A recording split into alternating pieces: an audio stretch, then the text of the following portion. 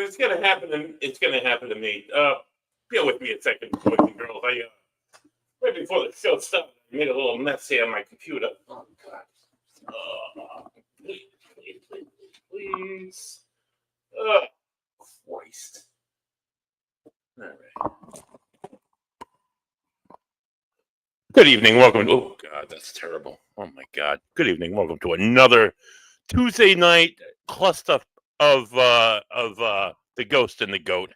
I am your humble host, Buddy Thayer. Welcome you to another riveting edition of the paranormal show where I grab you by the hand. Oh, is my mouse working here? I need this to work. I kind of walk you into this whole paranormal world. In the meanwhile of it all, in the middle of it all, I kind of battle the world of technology and the internet. And I absolutely hate technology. Oh my God, I hate this. Oh my God. I spilled my beer, which if that isn't a sin enough, I spilled it on the the tap on my where my mouse is. This is really annoying. I apologize for this really shitty intro. Oh my God, what is this thing doing now? Oh no. Oh my God. This is awful. This is going to go even better than I anticipated tonight. Oh my Christ. Oh God, no. Stop. Okay. Oh God. All right, hold on. Bear with me. I'm sorry. Welcome to another edition of The Ghost and the Goat. I am your host, Buddy Thayer, as I told you. As usual, it's the internet. It's technology, like 3 buddy nothing here. I'm gonna try and make this thing work. Oh my God, I hate this. I'm so sorry. I'm live and I'm screwing it up already. And it's the opening. Oh my God, I hate this. I'm trying to dry it. I apologize, folks. I'll bring you in. God. Today, Tuesday is normally my hump day, which it is today. Oh, okay. And there we go. Okay, everything seems to be operating again. And as normal, it's like one of those WTF days for Buddy. Whatever's going to happen to go wrong is going to go wrong. Somebody's going to piss me off on a Tuesday. I had an intake come in today. I work in mental health, oddly enough. And I had an intake that was supposed to come in today at noon. Came in today at like 10:04, right before I'm about to bounce out of work today. It's just, if it's going to go wrong, it's going to happen to me. And it's going to happen on a Tuesday. But what isn't wrong about Tuesdays is when I come home, I can relax a little bit. I pour a beer. I usually don't get so stressed out over a beer. But I pour a nice, delicious, after a terrible night at work, terrible day at work. And what I was doing pre-show, my microphone, my jack came down. It's just been one of those. It's been one of those years. 2024. I'm excited to see it go. But I mean, it's had its ups. I started this lovely show. You people get to look at my lovely face. I was taking my beer, right, which is an eggnog milk stout. It's done by Crooked Current. I'll talk a little bit more about them throughout the course of the show. And when I talk about some of the other things I do, but I was taking some eggnog milk stout by Crooked Current. It's a 6.2. It's very delicious. I was taking one of these little. Where's my Stella? This is just things I hear in the background. I'm sorry. This is an oatmeal cookie. I'm gonna dip this into my stout. This is made by Kim's Baked Goods. I'm gonna tell you a little bit about more Kim in a little bit. But I was gonna open the show with me drinking beer and milk and cookies, like milk stout and cookies. Oh, that's good. That's delicious. Come on. I promise. Excuse me. It's a lot of cookie. I'm a lot of man, but it's still. Oh my God! There it is. It's that oatmeal deliciousness. Oh, so you're not going to spend the show watching me drinking beer and dipping cookies into the beer and enjoying both at the same time. That was just going to be my opening, which I totally fucked up. Excuse my French. And spilled all over my keyboard and made a whole hell of a mess, as I continue to do and will always do, because I'm just a terribly organized and messy person. But anyway, with that all done, welcome to another riveting edition of The Ghost and the Goat. Tonight is nothing different. Tonight is something special. Tonight is something different. Usually I started the show off in March. March 12th was our inaugural show. I think I was the guest and I was the host, which is kind of weird. And no, actually we had Joe. Joe was on. He's my video guy for let's say paranormal. He's been investigating with me for a number of years. We talked about ghost stuff. And then our first official host guest was Matty Warner of Warner Paranormal Society up there in beautiful guy. We've had on. Let me tell you, like, I mean, tonight's guest had. I understand, Todd. Work calls. You get stuck at work. I work in mental health. Like I said, I work in human services. I get frozen in all the time. It's a thing. It happens. I get it. It's cool, man. So he had to bail at like I got the text at like about 5:16 this evening, and I'm like, oh shit, what am I gonna do for a guest? I've had people bail last minute before. I've ended up making it work, having other people fill in, but it was really late. I understand it's Tuesday night. It's a week before Christmas. I get it. People got other things to do. No big deal. But he's gonna roll forward. So what I got for you this evening, you're just gonna look at my face and hear my dog probably bark in the background, and probably my elderly mother yell at my dog and her smaller dog for the better half of the show. I'm going to go through. We're going to do the GOAT. We're going to do football. It's oh god, the ghost of my my miracle season Miami Dolphins, my 1972 Dolphins is haunting me. As we're in late December as usual. I'm not going to get into that just yet, but some good news in baseball if you're into that sort of thing. If you're into the Boston baseball sort of thing. Some kind of good news. I mean, not great news, but it's some kind of good news. We'll talk about that. We'll talk about the Boston Celtics, their winning ways. We'll talk a little bit, not much about college football because I don't like Notre Dame, and I don't know how far we're going to go. We'll talk about the other ventures. Excuse me. With this is the GOAT and the Ghost. We're hopefully being seen right now and Get Haunted.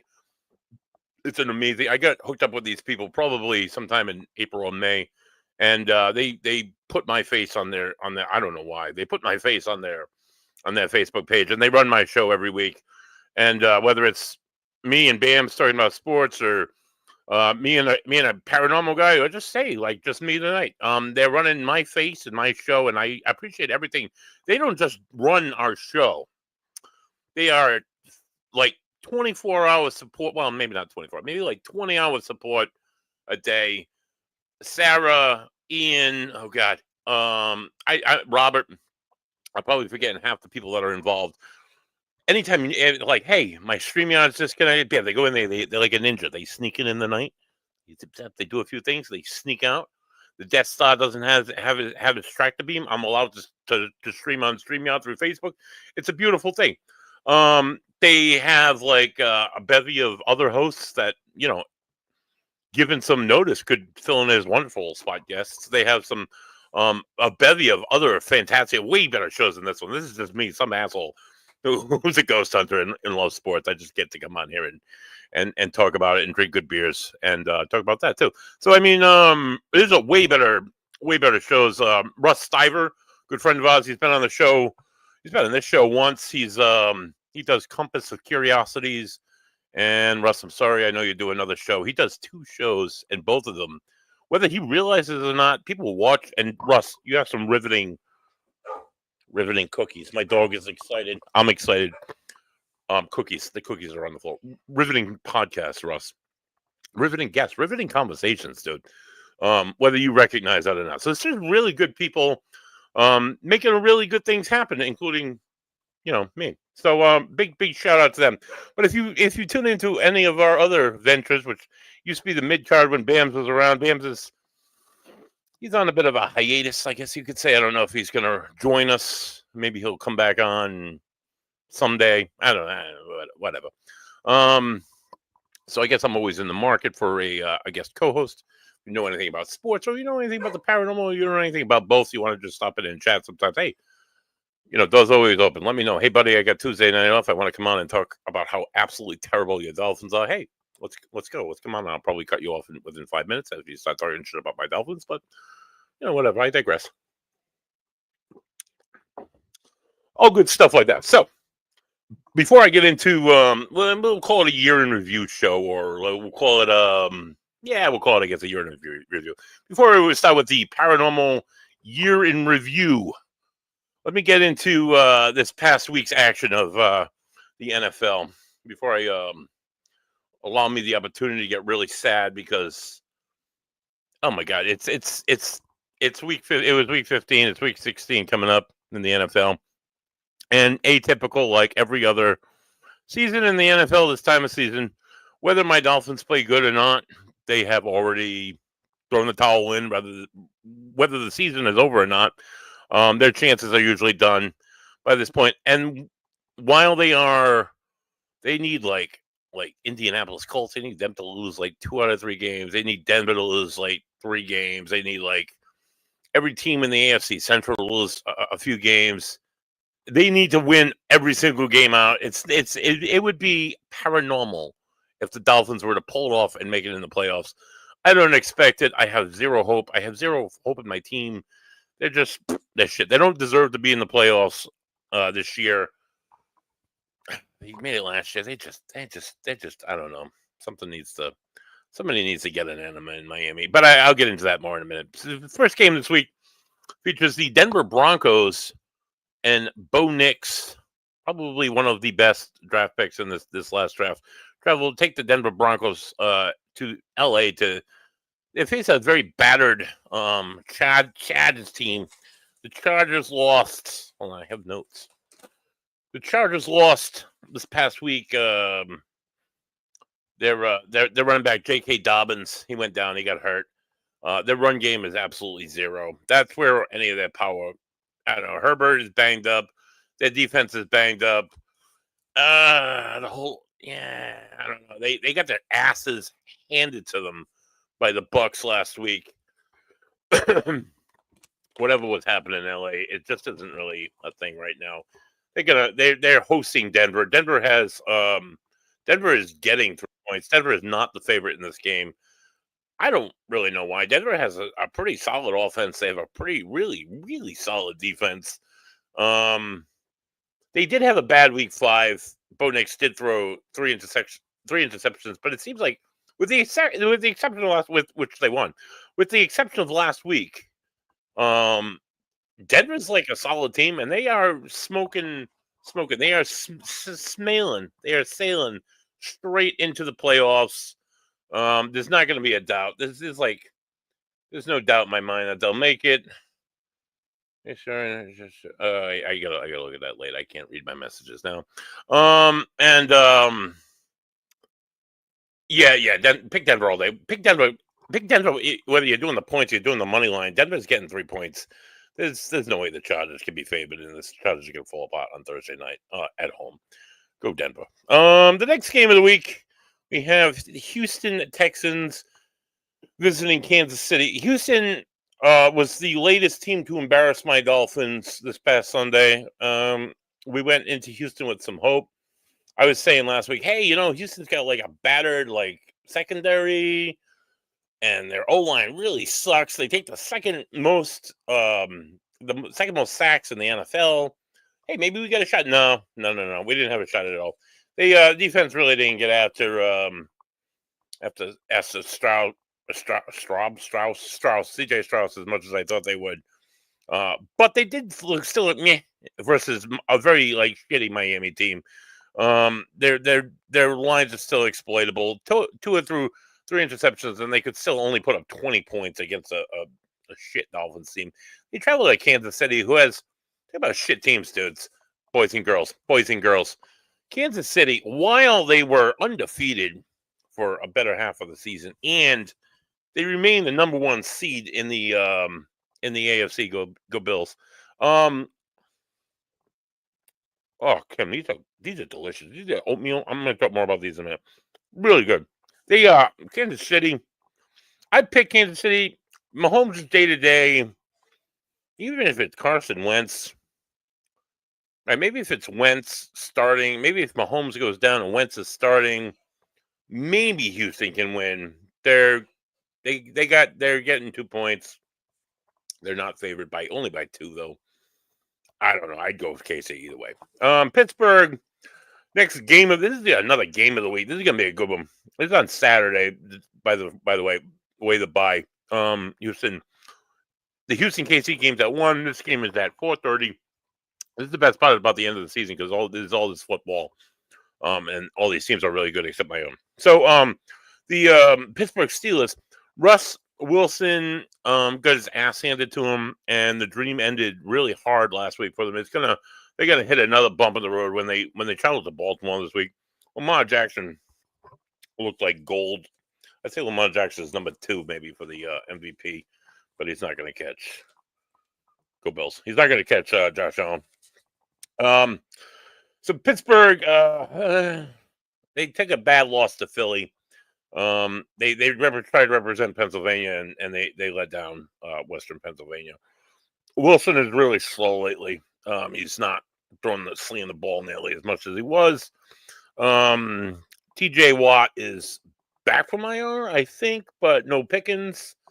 Yeah, Lamar Jackson is slinging magic. He's slung magic against the Giants. I mean, my 9-year-old nephew could sling magic against the Giants. No offense, Jeffrey Hearn. Kid's a hell of an athlete, but dude, the Giants are terrible. So I mean, that doesn't even matter because Baltimore's dominant. They're dominant this time of year. They see the goal at the end. This is going to be revenge from earlier in the season when Pittsburgh was playing and Baltimore wasn't. 6.5 points is a lot, but I'm going to go either way, Baltimore. Next game, first game on Sunday. Speaking of trashy teams, the New York Giants had fans hiring airplanes that were flying over the stadium saying to the ownership, hey, this is enough.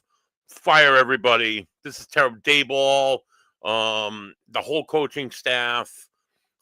God knows we might need some in Miami. Just fire them all. Get rid of them all. They got rid of Daniel Jones. He left. Not that he was playing great anyway, but they walked Saquon Barkley out, who's having like the best season of his whole career this year. In Philly, the Giants are trash. They don't play for New York. They play for New Jersey. Either way, either state they want to claim that from. They're traveling to Atlanta. Well, Atlanta has fallen off. Kirk Cousins is down, I think, or out, or he's benched, or he's just not playing. He's not playing right. They're starting their Penix. Penix is starting at quarterback. Penix is looking not as good as the other draftees in his class, but we'll see how well Penix can bring it. I think he can bring it against the Giants. I'm going to go Falcons either way. The next game is the Cleveland Browns. Oh my God. They travel to Cincinnati. This is going to be the game of the week, said nobody ever. Cleveland, well, Winston came in when Handjob went out, and he looked great. He was throwing like 400 yards for a few games, and now he's going back to his normal Jameis Winston style. He's throwing interceptions. Nick Chubb is out. He broke his foot. And it's the Cleveland Browns. They're like, if you want to like bring cancer to your career, you go to Cleveland and play for them. They're talking about Cincinnati, who Jamar Wilson and Joe Burrow. They don't have many wins this season, but yeah, they're playing some. They have a fiery offense. The defense started a little slow last week, but they turned it around. They stayed hard. They got the win. Can't say the same for Cleveland. It's Cincinnati all day. Points, the spread, the money line, however you're gonna pick it. It's they are just awful. That's a big old beetle. Get out of here, beetle. Ooh. Christ. Okay, anyway, 60 degrees here in New England for the first time in like 2 months. Everything's starting to wake up again, and the weekend it's going to be like 20 degrees. Anyway, I digress. Next game is another probably if you're looking for an ass kicking affair. Detroit is looking for a win after their loss to Go Bills this past week, and they're traveling to Chicago, an NFC North rival who's really Chicago is not rival for anybody. Chicago is like the White Sox and the Bears. They're the same fans, and like I think I have it bad. I'm a Sox fan, and I'm a Bull Sox fan. We have World Series titles. We played some baseball this year. The White Sox were the worst team in baseball, and then their football team probably one of the worst in football with the number 1 draft pick, and really good weapons around him in the beginning of the season. I don't know what happened to all that. That was like I don't know, kind of what else is going on in New Jersey. Just like a lot of hype and no help. I go Detroit all day. I would start their third string players and still pick them to win against Chicago, who is absolute a dumpster fire. Tennessee Titans. Speaking of dumpster fires, the Tennessee Titans. Levis is their quarterback. I think. Did I hear? Did he go down? Did he Levis Titans? Yeah, Will Levis is no. Just Will Levis is shit. That's what I wrote. Which is pretty much true. But yet on the opposite side of the ball, Anthony Richardson is less than 60% completions. He's not really playing good football either. What's this? Send me a link. I will send you a link. Dude, I'm doing sports right now. Let me send you a link. Hold on. Please hold. So I'm going to pause the picks right in the middle of this really quick. I'm going to hit invite. Going to hit copy. My man Bams, my co-host, the guy who I started this show with, he's going to jump on. We're going to do football. Maybe we'll do football right. Let's say I'm not doing it right, but maybe it will be just a different perspective. There we go. Bams, this is the link, dude. Jump on. I got plenty of good stuff to talk about. I got plenty of good things to say. We got a lovely show. We could have a lovely show here on tonight. Not that we wouldn't have anyway. I mean, you're looking at me. Why wouldn't it be great? Oh, I'm waiting for Bams to come on. Delicious cookie. Kim's Baked Goods. You can find it on Facebook. I'm going to show a little bit about it later if we have time. I'm going to talk about some brewery stuff. Well, while I'm waiting for Bams to come on. No, shit, you can't see that at all. Bravo Brewing. Right. They had a sprinkle. Bravo Brewing is in Pasco, Rhode Island. Burrowville, if you will. And they're right there in town. They have a lovely brewery. They just switched over to a brew pub license, so they offer stuff, not just stuff that they make there, but they also offer stuff like Maine Brewing Company beer, which is really hard to. I want to hear what you think of the Orbs and the Drones. Kim, I'm going to get to that. They have like all these good beers like Allagash White and Maine Brewing Dinner, which you can't find that outside of Maine. And then they have all their own stuff that they brew there. So they just switched over to this brew pub style. We were going to do a show there. They wanted to brew some more beers before they came on with us. So Brendan messaged me. And they had an accident the other evening. Be home in 10. I'm going to hop on in a few. Okay, sounds good, though. So I'll pause football right now. I'm going to talk beer. Since Brendan and Bams is not really a beer guy, this would be an appropriate time for me to talk about beer. So Bravo, they had this. I was going to go there. This is paranormal, if anything. So I got out of work on Sunday, which I normally work doubles on Sunday. I got out of work at 3:00. I'm like, holy shit, what do I do with myself? It's the weekend. I'm going to go to a brewery. So I went down to Crafted Hope in East Greenwich, which is right now where I work. Have a little hope.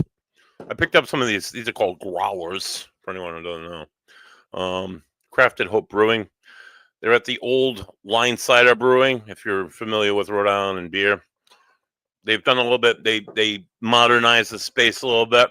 This beer right here, they have about they have 13, 14, I think 13 beers on draft. This is one of them. This is their this is called Three Dudes in a Brew. 3 Dudes in a Brew. What's that, buddy? 3 Dudes Brews is another vodcast. I'm going all over the map here, it seems, but we're going to drive back into the sports, and we're going to drive back into the paranormal in a little bit. 3 Dudes in a Brew is 3 Dudes Brews, rather, shall I, if you will. I'm going to share my screen here and show you what. So if you tune into anything else that I do on a Van Down by the River podcast, you'll know that I have, like I said, I have this other venture that I do. It's called 3 Dudes. Yeah, I know how to share my screen. Let's hope this goes well. Oh, one of the Facebooks. Which one is it? I think it's the last book. Is it this one? Can't really see. Yeah, it's this one. I'm gonna close all my messages. Okay, drill lady. That's fine. We can do that still. All right. So I'm sorry.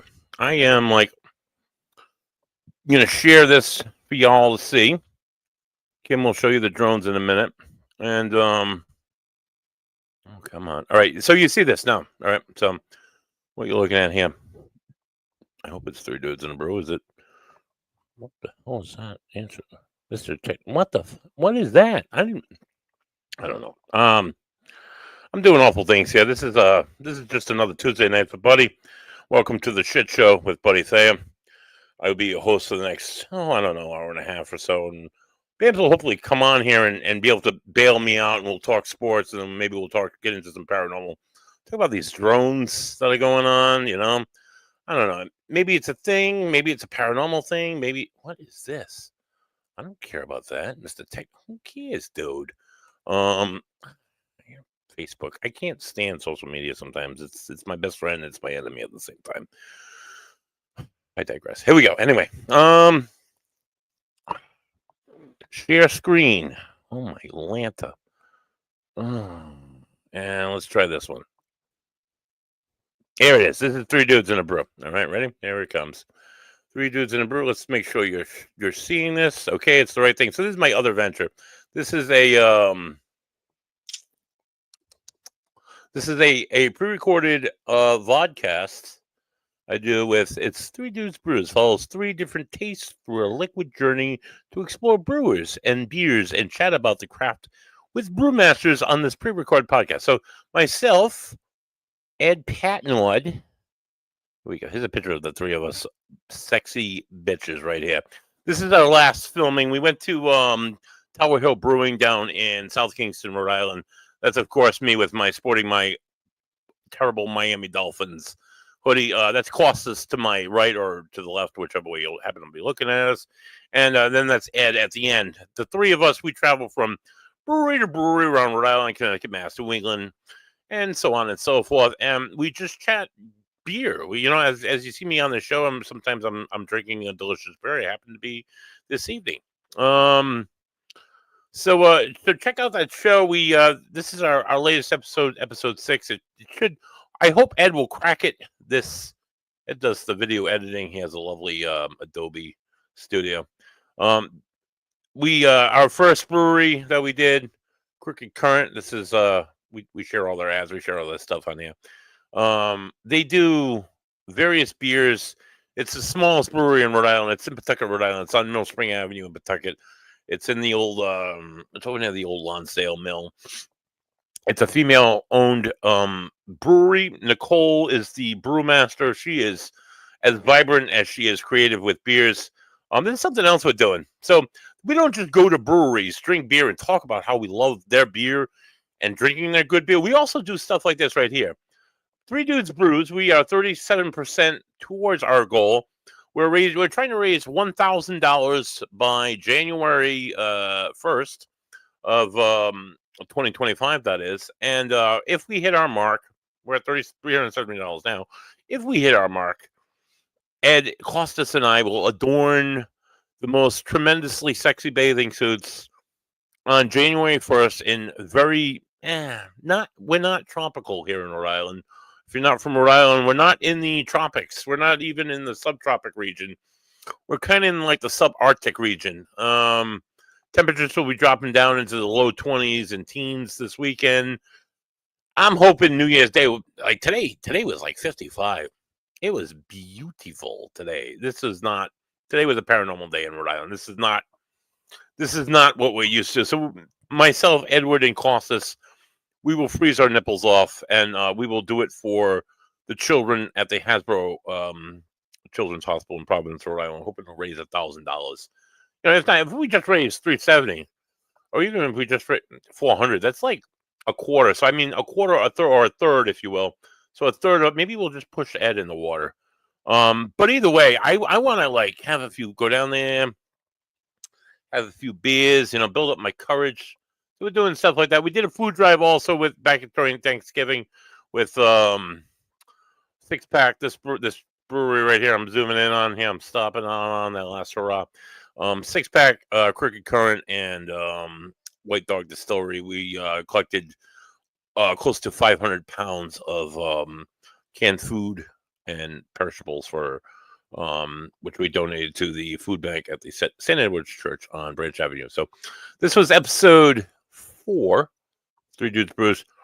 At Six Pack Brewing, they are currently in Bristol, Rhode Island, although this Sunday, December 22nd, it's their last hurrah. They will pour their last beer. Honestly, Costas, myself, and possibly Ed are going down there on Friday to drink our last beers. I did a lot. Mark Pappy, the brewmaster here, I was on another podcast last year, a couple of years back, and he relabeled some beers for me, and those labels still hang proudly.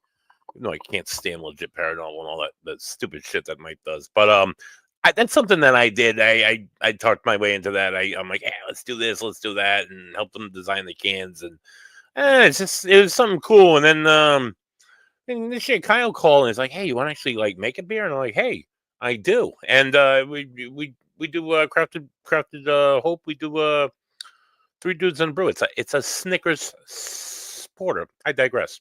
So if you're in the Rhode Island area, if you like good beer, if you like good people, this guy always was open to dogs. He had all named after all his dogs. Got the dogs in his dog pack. He allowed dogs in his brewery. I brought my obnoxious 80-pound chocolate lab in there. She loved it. This is crafted brew. I was watching my my Dolphins on my phone as they were steadily collapsing this past weekend against the Texans. Vigilant. Vigilant. This was episode 3. They do peanut butter jelly sour. You probably heard me talk about them a million times if you know me. They do a number of different IPAs and ales and stuff. They're really good. They're out in Bristol. This is the one we recently went to, episode 6, Tower Hill Brewing Company. They do like 14 different beers and a seltzer. So you can find something for anybody there. If you like the Dark Dunkles, they have the Dark Dunkles. It's just a fun word to say. Dunkle George, Dunkle Buddy. They have the Atlas Moon. They have the that's the New England IPA. They have the hazy, the Mosaic Veil. Mosaic is a delicious hop that I happen to love. They have a beer for every taste, a beer for every age. If you like the pilsners, they have the pilsners. If you just like the seltzers, if you're one of those people, they got those too. Check them out. They have at these breweries. They don't just have beer and people like me drinking beer. They have like this weekend. They have Pat Barone. I think he's going to be at Crafted Hope Brewing Company in EG. Vigilant Irish Stout. All good beers. All these great stout beers are coming out. So we're into all that. If you're into beer, drinking good beer, a fantastic craft beer community here in Rhode Island. Lots of support. We want to support Bravo Brewing. They're still selling growlers. If you you can contact them. Contact Jamie or Chris, and they'll hook you up with a growler. Some of their amazing beer while they try to repair and their destroyed store. It's destroyed brewery. It's absolutely it's heartbreaking. It's sad. What's not heartbreaking? What's not sad? Oh my God! Live from the barn. Here he comes. Me, the goat. Welcome, fucking back, dude. Can you hear me, dude? I can hear you. Can you hear me? Weird. I was trying to figure out what was going on. Yeah, you good? Yeah, we're good, dude. We're good. Coming live from Cape Cod. Oh, Scenic Cape Cod. That's nice, yeah, dude. it's What part of the beautiful in Cape the are you on? wintertime. Yeah, it's not bad. I got some Falmouth. friends that live out in Yarmouth. It's Yeah, I moved out to Falmouth. Falmouth. The armpit of the Cape, if you will. But yeah, not because it's a gross town, just because that's where it would be if it was an arm. Yeah, it's fucking beautiful out here, dude. It's gorgeous, dude. It's gorgeous. The fishermen, the fish, the sea, the beaches are There's everywhere. not a bad thing on the Cape. Oh, I don't see you, Bams. Hold on. I lost your camera. Oh, there you are. You're back again. Yeah, no, the Cape is great. No, hold on. Somebody asked us a question. Oh. I think. Or they said they were going to ask us a question. I don't fucking know. Yeah. Oh, boy. Lots of shit talk in the group. I like it. Buddy, what do you make of all these drones in New Jersey? We're going to talk more about the drones in a little bit. I have some intel possibly about that. They're still searching for the last Dolphin Super Bowl ring. Yes. Thank you. Intel from the Rhode Island National Guard. It's fantastic. Thank you, sir. You brilliant stuff that you whoa, dude. I might be able to get on the app. Hold on. How about Detroit losing another running back? Yeah, dude. How about Detroit losing another running back, dude? They getting banged up. They getting tossed around.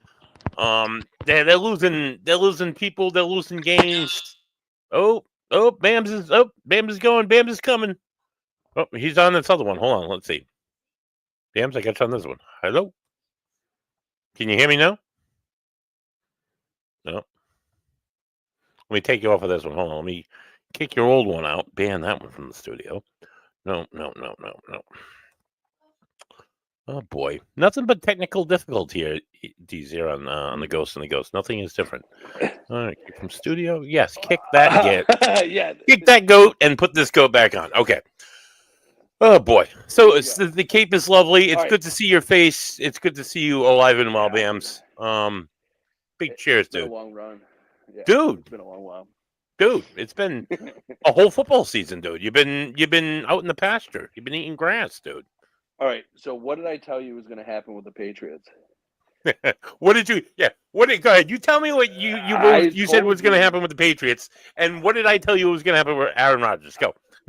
First of all, watch your mouth. Okay, we're not talking about the GOAT. Okay. Second of all, I told you what was going to happen with the Patriots. I said at some point early on in the season they're going to give me false hope. Right? Yeah. And that was the first week of the season. The first week against what? Who'd you guys play? Oh, Cincinnati. Right. You had that wow, winning against Cincinnati. Like, wow, these guys are going to do something this year. Right. And then I think they went 2-2 or something like that. And I was like, oh, God, we're going to be a meddling team. You know what I mean? And then have no fear. Gerard Mayo is here. He is the worst. Dude, he's not a good coach. He's awful, dude. He's terrible. I couldn't be more happy about this. This is everything I wanted coming from a Bill Belichick fan. You know yeah, absolutely. Because this defense was a top 5 defense last year. They've lost one guy, and that was Matthew Judon. And he didn't even play last year. He was hurt last year. Yeah, right. And this team looks soft. They don't look good. Their own coach called them soft. He tries to. He says he talks shit on Sundays, and he tries to walk it back on the radio shows the next day. Like he did, like it was never said. Like, oh, I never said that. I never said they were soft. When he called them soft, yeah, you did, dude. When he called them soft, I was looking at my TV, and I was like, "It's your fault. What are you talking about? Right? You're the head coach. This is your fault that they're soft." Yeah, you got to say it. You got you. Yeah. The buck stops with you, you fucking moron. Right. They're gonna end up. I hope they draft either Travis Hunter or that big left tackle. I forget the kid's name. I wouldn't mind a franchise tackle. You know what I mean? Yeah. Like because Drake May looks like he could be a guy. Yeah, he can run the football. Why they didn't have him run the football this past Sunday, I couldn't tell you. Hey, you said it, not me. Why? Oh, yeah. Another great Gerard Mayo quote. Oh, let me back up on another asshole comment that I make about my teteam. So who's the first to get fired? Whose job is from Elliot Wolf, Gerard Mayo, Van Pelt, and the other guy? Who's going to go first to last? Mayo and Van Pelt are gone. Really? You don't think they give Mayo a second year? Jonathan Kraft doesn't want him. That sucks, dude. They knew he was a replacement for Belichick in what 2018. They knew it. They fucked this one up. Oh, big time, dude. He was, and not that. Look, I don't know if Gerard Mayo can be a coach. I don't know. He was my favorite. Literally, I have his jersey, like in storage. You know what I mean? Like I love Gerard Mayo. He was great. He was a great ball player. Yeah, great ball player. One of the best linebackers the Patriots organization has ever had. He has no clue how to run a team. And it's evident every week. Right. It is so bad, dude. Go hurry up, fire him, and hurry up and plead your case to Mike Vrabel. He might go to the Jets or the Giants or God. There's so many trash organizations out there, dude. It seems like this NFL season, it's either there's a lot of good teams and there's a lot of not good teams. There's not like a lot of like, hey, they could do it. No. Either you're freaking awesome or you suck ass. You know how bad of an organization the Jets are? They're terrible. Bill Belichick called them and said that he was interested in coaching them because of Aaron, and they said no. The Jets. of The all Jets. teams. The Jets. They just had Robert Saleh. Yeah, he was terrible too. Dude. Or maybe he was good, but Aaron just didn't like him, dude. See Aaron Rodgers fall on his face every week, dude. I'm loving it, dude. I am enjoying every loss. But it's not. Have you watched the games? Have you watched them? Some of them, yeah, some of them. He looks good. He looks okay, dude. He looks good, dude. He's extending plays. He's throwing blocks. His leg looks fine. He's making all the throws, dude. I watched Garrett Wilson drop a ball right into the bucket the other day, and then complain that Aaron didn't go right back to him in the end zone. It's like, well, if you would have caught the other one, you fucking idiot. You know what I mean? Like, right. I don't think it's not all on Aaron. Obviously, he hasn't had like the best season, but like it's tough when you have that shitty of an offensive line and coaching staff too. This goes back to like you have to have a lot to win in the NFL. Yeah. Even when you have that dream team that you wanted, you're not always going to win, right? And their defense has failed too. You know what I mean? Like their offensive line is trash. It just hasn't worked out for the Jets. And I'd love to see Aaron go somewhere else and play, or just stay there and play. Like I love Aaron. I don't want it to end. I'm not ready for Aaron Rodgers to end yet. Well, dude, if he's following the Brett Favre path, if he does, his next trip is the Vikings. Although they already kind of have. I think they're going to keep Sam Darnold. Sam Darnold is good. He does, and then they have they have that rookie who got hurt like week 1 of preseason. Yeah, McCarthy. Yeah, the kid from Michigan. If you could sit him for a couple, like you signed Sam Darnold for 2 years and let him sit, you know what I mean? Why not? Former Jet quarterbacks, Geno Smith and Sam Darnold, look like Joe Montana out there, and they looked like shit when they played for the Jets, dude. Like, what is it? It's the Jets organization. It's the organization, dude, and it's them not surround. All right, so you have Aaron Rodgers, right, and you have, I mean, you have some weapons. You know what I mean? Like you do. Why is a 42-year-old Aaron Rodgers running for his life every play? No O-line. Spend some money, trade some pieces. Why isn't David Bakhtiari on that team? Mm-hmm. Like, why isn't David Bakhtiari on any team right now? I don't. Why did that defense allow the Jacksonville Jaguars and Mac Jones? Dude. Mac Jones scored 25 points, dude. What the fuck was that? With all the Mac Jones stuff, can we go ahead and say that Bill Belichick going 10-6 with Mac Jones proves that he's the greatest head coach of all time? Yeah, for sure. And Mac Jones is crap. Mac Jones is trash, dude. He fell apart like a wet paper bag as soon as Josh Daniels left. I don't think the Patriots did him any service. No. But I also think he was overhyped here. Yeah. Like, drastically overhyped. But he had a few great games in senior year. And but I probably could have threw to the guys he was throwing to. You know what I mean? He had Alabama. He was on Alabama. All right, let's talk about Tua. Let's talk about Tua. Oh, goddamn, dude. Let's talk about Tyreek Hill fucking me in the face. Oh, dude, what a big shit season. What a big shitball season. They set out, they beat the Jaguars. Great. They didn't look great. Nope. Week 2 against the Bills. Tua gets his head knocked off his shoulders. Oh, God, dude. Another concussion. Here we go. That was the longest 7 weeks of my life. Dude. Week to week. How? I'm the guy who says it every time. One man doesn't make a team. One man did make a team because what a freaking difference the Dolphins play. You need at least a serviceable quarterback in the league. Oh my God, Skylar Thompson can eat a bag of shit. He sucks, dude. He sucked last year. He sucked. I don't know why they stuck with him. If you're the Dolphins, do you draft a quarterback this year? Yeah, you have to, right? We're in the last year to his contract. Oh no, he just gets signed. Right, but he's not. He's been out with concussion protocol. 3-4 times now? Easily, like he loves the game, and dude, he played pretty decent against like subpar teams. I don't think Tua is a guy that you win because of. I think he's a guy you can win with.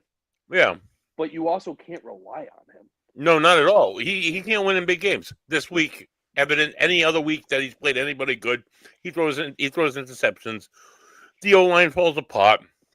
The defenses are too overwhelming for their quick passes. They don't have enough weapons. I love Mike McDaniels. I do. He's a spirited guy. But dude, what are we doing here? It's not looking good. Not looking good. Not looking good. On Sunday when they lost, I wanted to throw my phone and say, "Just crash the fucking plane! Just crash the fucking plane!" No, dude, that's just terrible. That's just I terrible. think the Dolphins will be in perfect position to draft Quinn Ewers from Texas, Mm. and I like Quinn Ewers a lot. They're thinking like the other day when I looked before we embarrassed ourselves in Houston, they were like 14th, I think, on the pick. He's going to drop. Yeah. I wouldn't be surprised if he somehow drops into the second round because he's had a couple stinkers of a couple games. Mm-hmm. Yeah, I mean, there's always a quarterback that drops. You know what I mean? Poyer, we picked him up from Buffalo last year. Go Bills! And dude, he I hate the Bills. I hate the Bills and their shitty fans. Dude. All right, so let me tell you. Let me tell you a little something about Buffalo. I had the unique. I bought tickets to go see the Dolphins play Week 10 in Buffalo.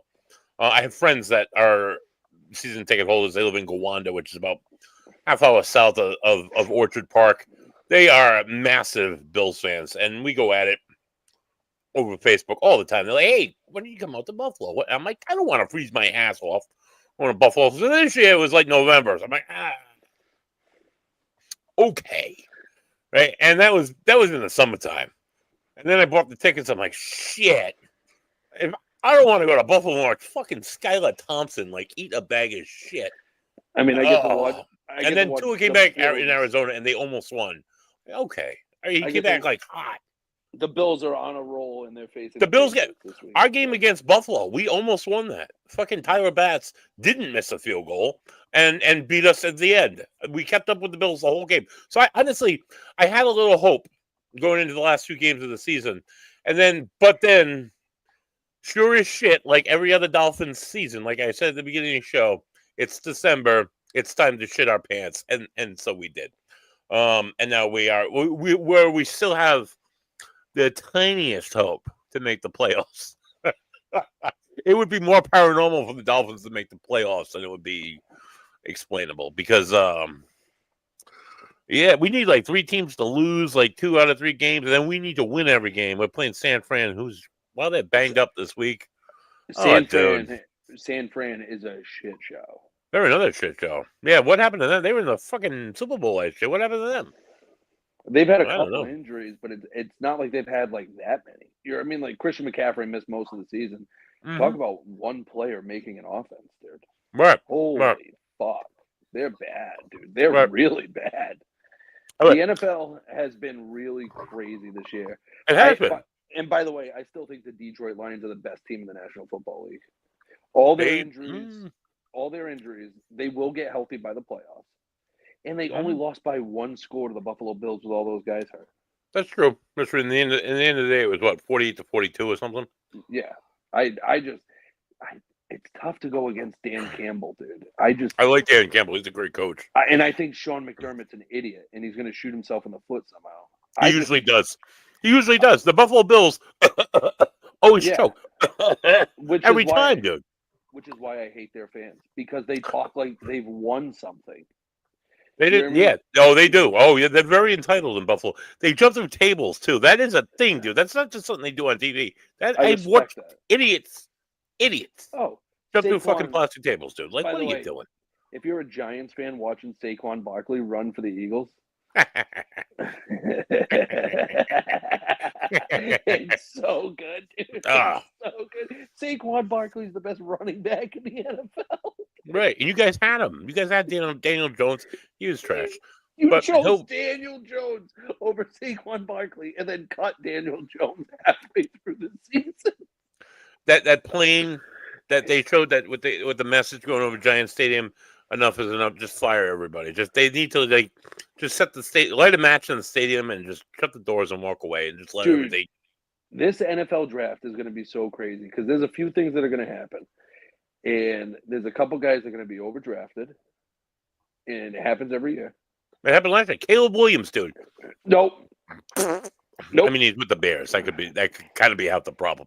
Dude, that offensive line gets him killed. And it's like getting drafted by the Browns. It's just, God, this is going to suck. If you're a head coach, that's the job I want. Mm-hmm. You have a quarterback and an offense in place. All you need to do is surround him with an offensive line, and you could win. Yeah, right, for sure. I think I like Caleb. But, I mean, I think he's overrated, but Shador Sanders. Yeah. Oh yeah. He's gonna be pretty good too. He's gonna get drafted in the top 5, and people are gonna. He looks like trash when he faces a decent defense. Mm-hmm. Like, this is what I said about Daniel Jones coming out, and like everybody's like, "You're out of your mind." I'm like, he's not that good. Dude. He's not really that. No, he was never really that good. He's not Eli by any sense of the. God, dude. Like, what are you guys thinking? There's a couple guys coming out in this draft that I'm like, I don't get it, dude. I don't understand where that. Like, Travis Hunter is going to have to scale some of those plays back. You know what I mean? He's not going to be able to play 75 plays a game. That's unrealistic. I did. Sorry, dude, I didn't answer your drones question. We were talking about the dumpster fire that exists in Miami and New England and New Jersey, both teams. Because I missed most of the season, the University of Miami had one hell of a football season. Oh, dude, that sucks about not getting picked and fucking. That is politics all day long. Who cares about Alabama, dude? Dude, I don't put a different team in, for the love of God. Why don't you want the University of Miami back? You know what I mean? But this is the kind of season that helps recruiting. You know what I mean? So, like, and we had a Heisman hopeful. Like, Cam Ward was electric this year, dude. Like, it's just, I was excited to watch the University of Miami football for the first time in God knows how long. You know what I mean? Like, they were fun to watch. It's the best news to come out of Miami all season, dude. And then, oh God. Yeah, I knew they weren't a national title winner, but like they should have been in the playoffs without a doubt in my mind. They deserve to be in the playoffs this year. They won some big games. They won some big games, dude. Yeah. I get Boise State won the MAC conference or whatever it is, but like realistically, Miami mops the floor with them. Yeah, for sure. It's just sick. I think Notre Dame takes on Indiana this week in the they were in. I don't know. I think that's who we lost to. Friday night. Early. Yeah, Indiana's tough, dude. Yeah, they're a good team. And Notre Dame. Oh, in Ohio State, losing to an unranked Michigan and still getting in is disgusting to me. Yeah, right. That's another This goes back to how much I hate Ohio. Because you hate Ohio, right? You're not an Ohio guy. Well, they're the worst. They're the softest fan base. And I've been waiting to fucking say this on camp. Fuck them. Did you see the governor of Ohio? No. They're trying to pass a law saying that you can't plant a flag in the middle of the Ohio. Oh, God. How soft. You fucking pussy. Dude, this is college football. This is like soft. And Ryan this is like religion for some counties. You know, you can't. You have no idea how happy. Church and state and football, you got to separate all three. You can't interfere yourself. When Michigan beat them by scoring 13 points, you would have thought I was a University of Michigan fan. Right? I hate Michigan, but I don't like Ohio. So it's always fun to see the bigger guy go down for sure. And just to watch 4 years of Michigan beating them, you know. These kids from Michigan who weren't all that great, they still beat Ohio State 4 years. That's something to be said. They got to carry that legacy forever. They had a horrible season and still beat Ohio State, who's playoff bound. Yeah. Fuck Ohio State. And then Ohio State's going to get mopped in the playoffs, and I can't wait. It's probably Oregon. You think Oregon's going to take it all? They got a really good team. Penn State's got a really good team, too. I don't think Penn State will get mobbed, but there'll be an SEC team that, I mean, it's tough to say Georgia's not going to be good. You know what I mean? Like, it's tough to say that they're not going to do something. I don't think Alabama's, like, they'll win a game. Oregon just looks like world beaters, though. Yeah.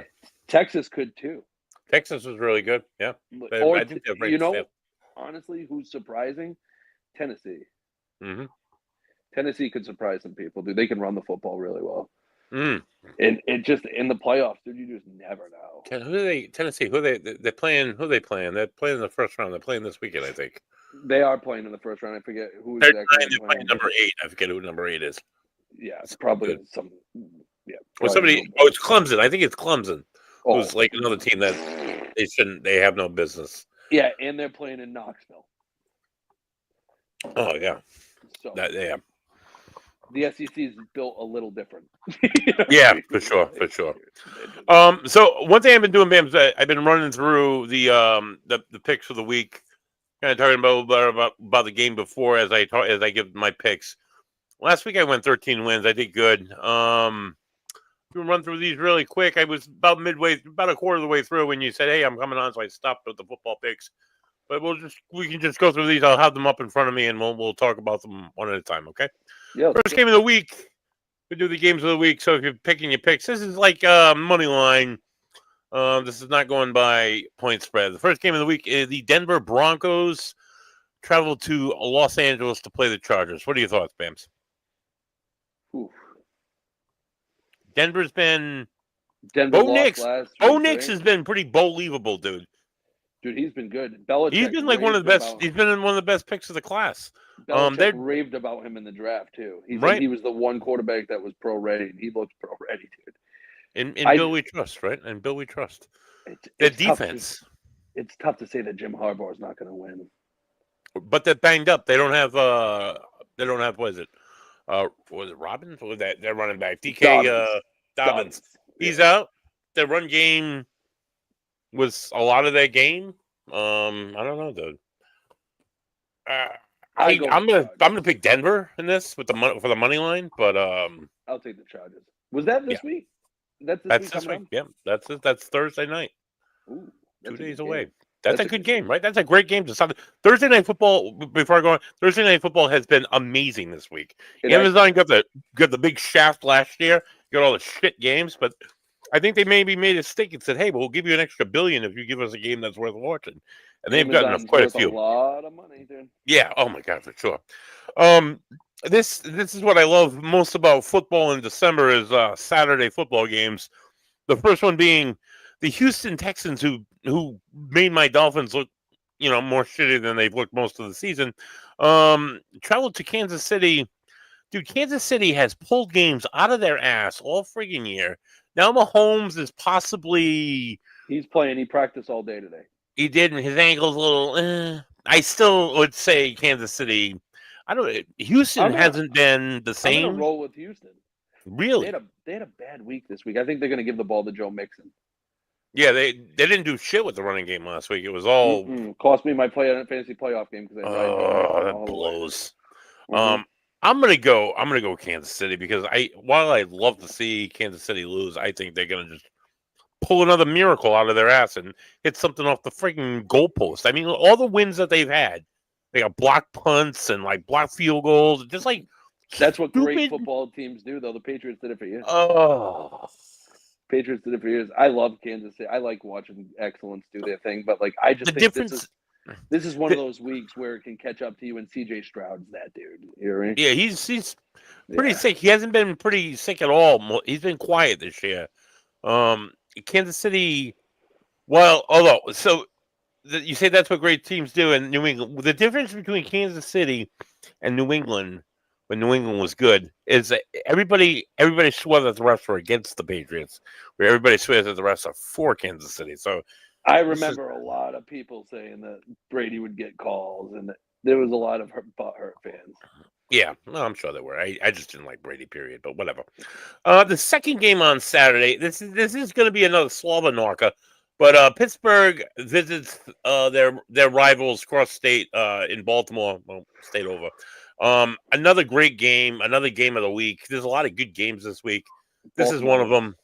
Pittsburgh has been playing a little bit. Russ Wilson has been slowing down in the last 2 weeks. They get their asses handed to them in Philly.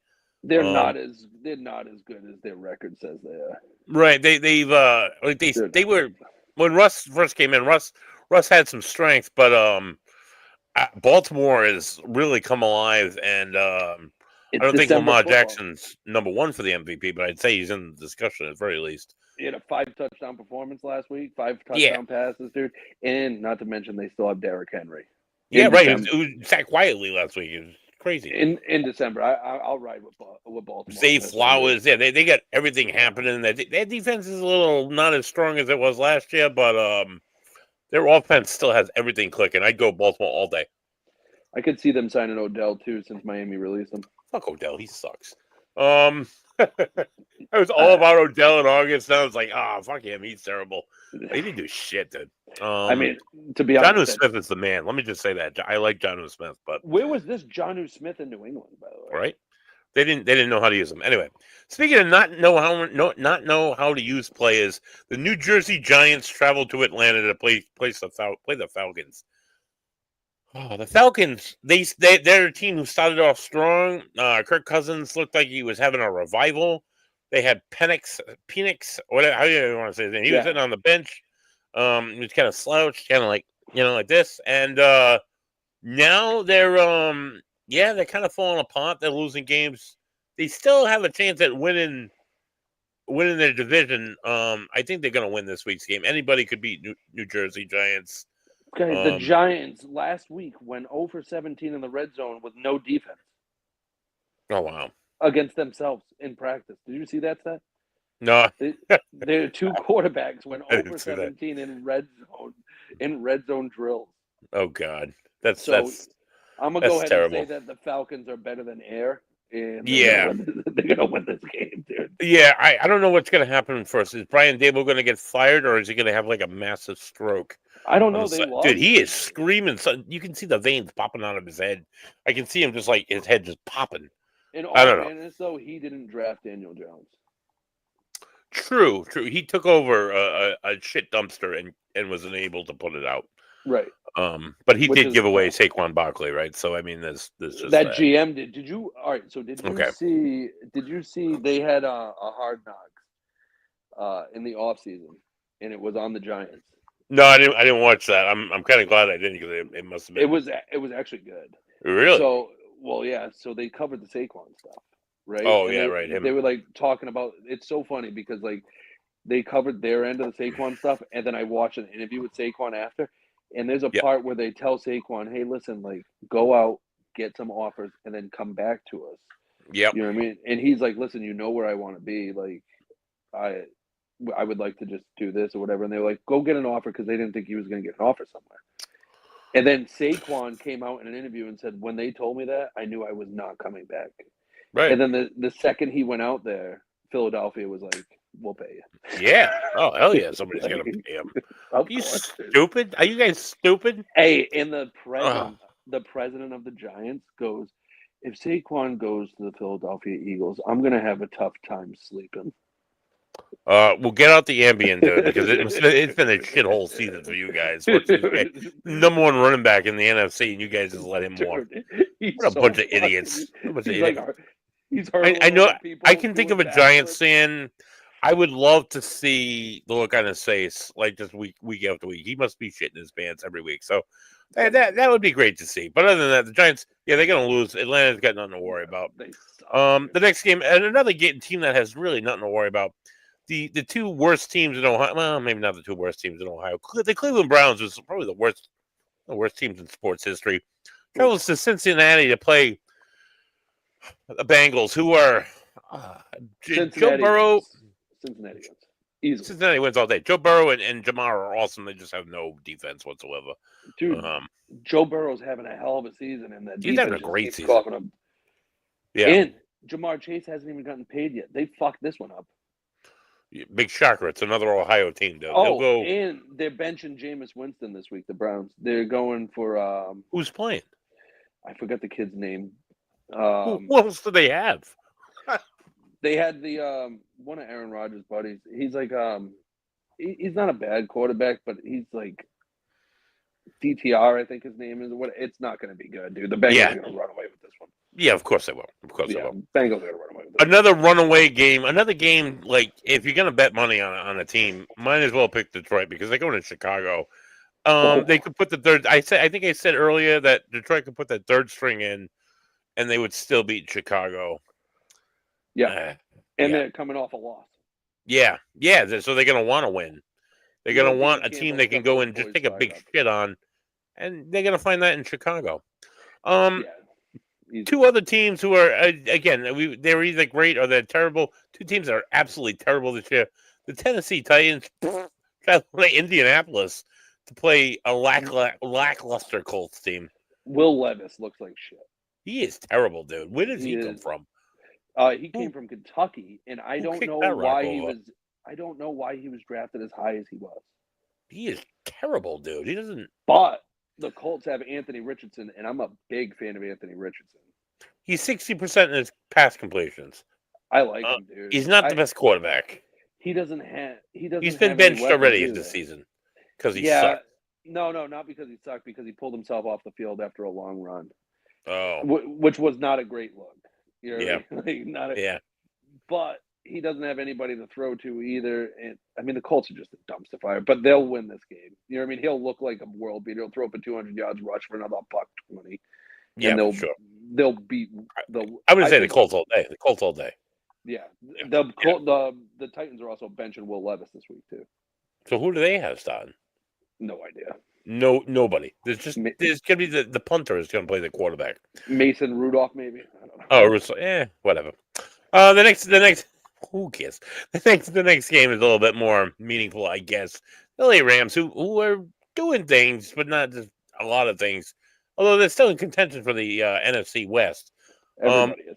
Traveled to New Jersey to play your team, the New Jersey Jets, who I have had the most fun watch play awful all year long. I think the Jets win. Oh, I'm going to go Rams, dude. But I think the Jets are going to. I think they're going to win out. They're going to win out. What? More paranormal things have happened in sports, so it could happen. It could happen. Just to let you know, there was a 3-part documentary released on Netflix. I haven't watched it yet, but I will watch it. And it's about Aaron Rodgers. It's called Enigma. And I am going to. It's called what? It's called what? What's it called? Enigma. Oh God. Watch your mouth, okay? Just call it Ego. But that's, dude. Here's the thing, and if you watch stuff about him. You know I'm a big Aaron guy. I know you're in love with Aaron Rodgers. Oh, and you're a Patriots fan, which is even weirder because he's a fucking Jet. But he wasn't a Jet. You know what I mean? He was a fucking Packer forever. But I love Aaron Rodgers, dude, and I'm gonna have some personal me time with the lights off during this documentary. I'm sure. Because I know the jokes are coming. They are coming, dude. But I love Aaron Rodgers, dude. And I think he's going to win out, and they're going to look good, like the offense will click. And you got to think, dude, the dude's coming off a torn Achilles. There's a lot of new pieces. You know what I mean? It did take him a while to, like, click into the offense, dude. But I think next year they run it back again, and hopefully they add. Fired everybody, dude. They fired their GM. They fired their head coach. Yeah, but those things should have happened before Aaron even got there. Dude, Robert Saleh is an awful coach. Yeah, that might be a fact. The GM, not a good GM. You know what I mean? Like what has he ever won? You know what I mean? Like you need to hire somebody and get a decent offensive minded coach in there. And then they had a reputation with their defense that hasn't followed them this season really at all. The Jets defense isn't. No, they were awful. Yeah. I think the Jets win. All right, I'm going to go Rams. We'll see what happens. This next game is going to be a good game. This is a 1:00 game. The Philadelphia Eagles fly into D.C. Washington is Jalen Daniels, dude. He's having. I mean, he took a few shots off the chin a few weeks ago, but like he's been playing some football, dude. I don't think he's going to be able to hang against Philly's defense. Him and McLaurin are great, but I don't think they're going to have all the answers. No, against the Eagles defense this week. We saw this game a couple weeks ago too. I think the Eagles are they're rolling right now, dude. They're flying high. Nick Sirianni figured out how to stop arguing with fans and making a total jackass of himself on TV. See, they started to figure out how to win games, which is great. I love that, and they got AJ Brown going last week. Yeah, oh yeah, dude. That was it was not even like Saquon was barely involved. It was just all because they were right. I think they heard all the noise about AJ Brown and were like, okay, we'll show you. You know what I mean? Like this is what we're gonna do, and he just tore it up, dude. Oh, it's great. It's beautiful. So yeah, I think the Eagles. Good for Philly. I know Eagles fans, and they paid their dues. Philadelphia fans are some of the funnest fans. Well, yeah, you can say because you're a Phillies fan, but yeah, whatever. I got a soft spot for Philadelphia, baby. Arizona Cardinals, they have a fun offense, dude. Marvin Harrison Jr., I hope he comes to the Dolphins at some time. He probably won't because we suck. But they have a fun offense. Connors is running back. Who they play? They kid Arizona. Their quarterback figured out how to put the game control down. Yeah. He put that defense sucks. But they're playing Carolina this week. I think Carolina wins. Well, what's his name? Young looks like he's like, hey, you guys are gonna like fire me at the end of the season if I don't learn how to throw a football. So Dude, he he kind of looks looked like good. he's starting to learn how to throw a football again. So He looks good. yeah, he looks all right. He looks better. This is a game that I think this is a game that Carolina can win. It's a game they could win. I'm gonna still pick Arizona, but good for you. We're going with the underdog. Yeah. Here's another like punch me in the face slobberknocker. The Minnesota Vikings, the Purple Men, travel out west to Seattle to face two former Jets quarterbacks. Battle it out. Both teams are looking at the playoffs. Both teams had two quarterbacks who played for the worst organization in football. And both are now doing good things. What are your thoughts on this game, Bams? I think it's Minnesota. Yeah. That defense is dominant, dude. Brian Flores, dude, please. I'm so sorry we screwed you. Kevin O'Connell is a great offensive coach too. He's really good, dude. Yeah, he's really good. He's doing miracles with. And I have a tough time saying that a team with Justin Jefferson isn't going to put up points against the Seahawks. Oh yeah, he knows how to get open. Seattle is not the Seattle. I don't know. I don't think they're okay, but I don't think they're all that great. No. Another team who's not all that great, your New England Patriots, travel to Buffalo. Buffalo, I think, is going to go to the Super Bowl. Whether they win or not, they probably will choke. But I told my Buffalonians, since my Dolphins are just about over, I'll say go Bills for the rest of the season. Go Bills. I've been saying it all show. Harry and Nicole, I hope you appreciate it. Go Bills. If they don't beat the Patriots this week, there's something wrong. But they're gonna be that would be paranormal. They're hosting the Pats. They could start their third string and still beat the Pats. See, this is a game that the Patriots by all rights should lose, and they're gonna keep it close. But for a little while, I think the Bills pull away and beat them. I hope they do. Yeah, it'll be a slow first quarter, and then the Bills will just come to Pound Town, and they're just gonna destroy. I mean, by all rights, they should. They should. Yeah, they really need to. By all rights, they should. Patriots need to get beat up again because they haven't been all season enough. And it's always nice to see the Pats lose. Another team that everybody has, especially the Patriots, enjoy losing is the Jacksonville Jaguars and Mac Jones, who almost beat the Jets last week. They traveled to Las Vegas to play a very dude, both teams fucking suck. They're both terrible. The Raiders are terrible. Crosby is injured. He's out for the season. He was their only hope for doing anything this year. I hope he gets traded to. I hope the Dolphins pick him up next year. I hope he gets traded to a good team where he can do good and not play for the Las Vegas Raiders. Jacksonville sucks. I think Jacksonville wins this game. I think Jacksonville could do it. I think Mac Jones is like, hey, I'm a real boy. I can do this, and because he's playing Las Vegas, in Vegas, maybe he goes to a strip club the night before. I think the Raiders dust rubbed over his head. I think the Raiders completed 4 passes last week. Dude, I picked the Raiders against Atlanta. That was one game that I lost. I was like, and that lost everything for me at the end of the week. But Las Vegas sucks. Yeah, this is going to be one of the worst games ever played. But I think Jacksonville wins.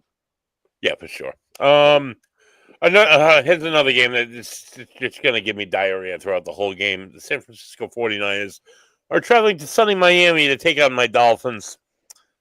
Oh God, it's a game that I don't know. San Fran, if they're I think they're under 500, so there's a chance Miami could win. But it's San Francisco, who has they've shown up to a few games this year. So because they do know how to play football still, and were in the Super Bowl last year, Miami's not going to win. I'm going to say San Francisco. My heart's in Miami, and will always be in Miami, and will always be broken because I'm a Miami Dolphins fan. They're not going to win against San Francisco. Who do you think, Bams? I honestly think that Tyreek Hill goes off. Oh, it'd be great to see. It'd be great to see McDaniel get a win over his old team before he gets fired from his new team. I'm full of these crazy stats today. You want another crazy stat? Give me one. Tyreek Hill has more kids born this year than touchdowns. Every 700 yards, he knocks up his wife. I swear to God. He has 5. I think Coach McDaniel said that, which is even more funny. He has 5 kids this year. He has 4 touchdowns. God damn, he gets laid a lot. Or he doesn't wear condoms at all. I don't know, whichever it is. Dude. Yeah, I don't know how his wife puts up with it, but then again, he's getting paid all that money tax-free in Miami. He's very fast. He can run very fast. I'm sure he can do other things very fast, and maybe that's why he had so many kids. I don't know. Maybe if he could catch more balls instead of releasing more balls, if you know what I mean. Maybe we could win more games. Tyreek Hill has not been very impressive this year. When Tua went down, I'm like, oh, we got Tyreek, we got Waddle, we got all these guys who can catch the ball. We got A-Chain, we got all these guys. We'll be all right, dude. We look like fucking a wet sock in a wet paper bag. It was just awful. I don't know if that reference is totally shit like my Dolphins, but they couldn't do anything, dude. This whole team, and then Tua comes back and they start winning again. Like, oh, we're a team. Like, one guy does not, unless you're Tom Brady, one guy does not make that much of a difference on a team, or shouldn't. And Tom Brady wasn't that guy either. Yeah, no, not really. Yeah, no, not really. But there was a team around him. You know, yeah, like, for sure. There's a team around Tua. There's just I don't know what is going on with Miami, dude. I don't know what we need. This seems like we had a little bit of hope. We get a little faith, and then we get crushed. It's a repeat cycle every 3 or 4 years. I get it. Oh my god, it's so depressing. But I don't know. Maybe they'll go off. Maybe they'll win. Probably not. But I'm gonna fuck it. I'm gonna pick Miami. I just think it's one of those weeks that they surprise people. Yeah. One of the teams that's not going to surprise anybody, the Dallas Cowboys are hosting the Bucs. The Bucs Baker Mayfield looks really good in Tampa Bay. Yeah, the Bucs win. The Bucs are going to win all day. Not even a shot. Another game that's not even a shot. Not even a question. Green Bay hosts the Saints. Green Bay is going to light it up like a fat joint. Yeah, I think so too. And New Orleans ain't doing shit. Jordan Love looks really so good. Those are our picks of the week. Jordan have a little faith in my Dolphins. Have a little faith for, I don't know. They just look terrible. Buddy. What? Also, before we even get off, dude, what is Juan Soto getting $765 million for, dude? Oh. Yeah, honestly, all right, I'm glad that we got to baseball because Juan Soto, well, it would have been a nice bat to have on the lineup. He's one of the worst. That's all we would have had. We would have been able to sign nobody else. He's a horrible outfielder. Yeah, he's not a great defensive man. He gets a lot of hits. He gets a lot of. He would have got eaten up in right field in Fenway Park. Yeah, right. That right field wall, that little carom that they have on the right. Yeah, right in that little corner. Yeah, he would have been fucked. That would have fucking killed him, dude. I'd rather they got Crochet and they got a Chapman for. So the Chapman is whatever it is. Yeah, he's just relief. But the kid that they got from Chicago, Crochet, in that trade, yeah, that kid's an ace. Oh yeah, yeah, that kid's an ace, dude. He's an ace. And then you put Tyler Huck maybe at the 2 or 3. I mean, right. But yeah, that kid Crochet, he's a lefty. I don't think we have any lefties, so that's a plus. No, and he's 25 years old, so that's another plus. And he already knows how to play baseball, so that's good. So we needed an ace. We need a few more. I think we need a few more like solid quality starters. A nice bat would be good, but no, it's sick because the Phillies haven't done anything at all. It's not stressful at all.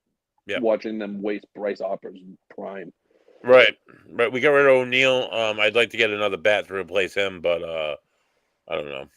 They held it together longer than I thought they would last year, and it was their bullpen and their pitching that douched them in the end. So I think the Red Sox are more worried about the appearance of spending money than they are about actually spending money. Let's see what the fans think. Yeah, right, exactly. Let's make people think we're doing stuff. I mean, we're trying. We're really trying. You're not trying. You're the Boston Red Sox. You can literally get whatever the fuck you want. Right. We could have gotten Juan Soto. I think they could have extended a little bit and got Juan Soto. There is no player in baseball outside of Shohei Ohtani that would be worth $700 million. Right. Probably the next, dare I say, Babe Ruth, because he can hit, he can pitch. He's an unbelievable ball player. Buddy, he's the best baseball player I've ever seen. Mm-hmm.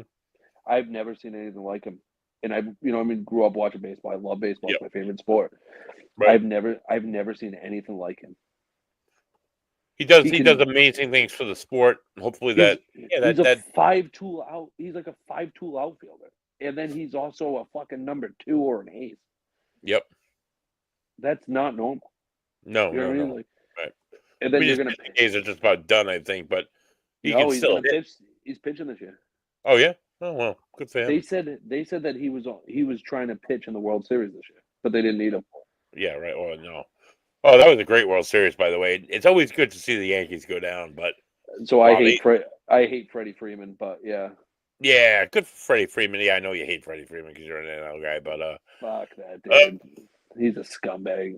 I was glad that the Dodgers made it instead of the Mets, dude, because the Mets wouldn't have been able to beat the Yankees. I might have been on suicide watch if the Mets. Right, exactly. That's what I'm saying. I'm like, Bams is going to be like, oh. First of all, the fact that we lost in the first round.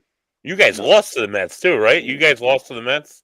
I was on suicide in the opening round of the playoffs, right? I was on suicide watch for 2 days. You know? It wasn't good, dude. Because you lose in the first round, which is a tough pill to swallow. The Phillies, who were like the best team in baseball. But then you lose to the fucking Mets. Of all teams you're going to lose to, you lose to the Mets, yeah. Oh, God. It was sorrowful. They were not that good. I don't know. I don't know if Soto's going to make them much better. I doubt it. But they got hot at the right time, and the Phillies didn't. You know what I mean? The Phillies' offense didn't show up. So yeah, right. What are you going to do? It's too bad. It's baseball. It's a long season. But the Boston Celtics are the best team in the NBA. Oh, dude. Pritchard is hot, dude. And LeBron is going to go down with his little pedophile friend. Oh boy. Oh, yeah. He's in that ring? Oh, God. He stepped away.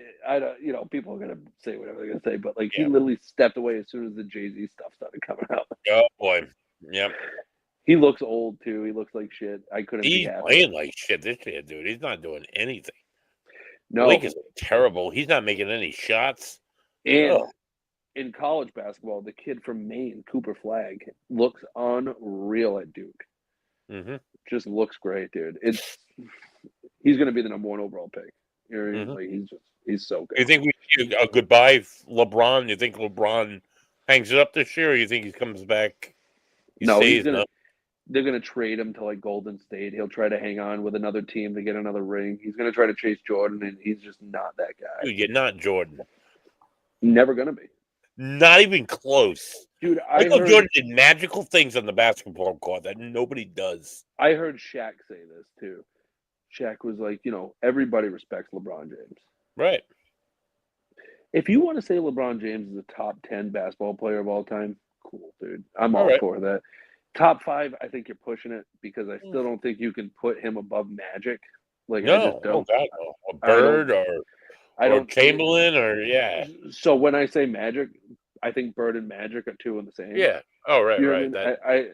I think you get one with the other. You know what I mean? But Magic was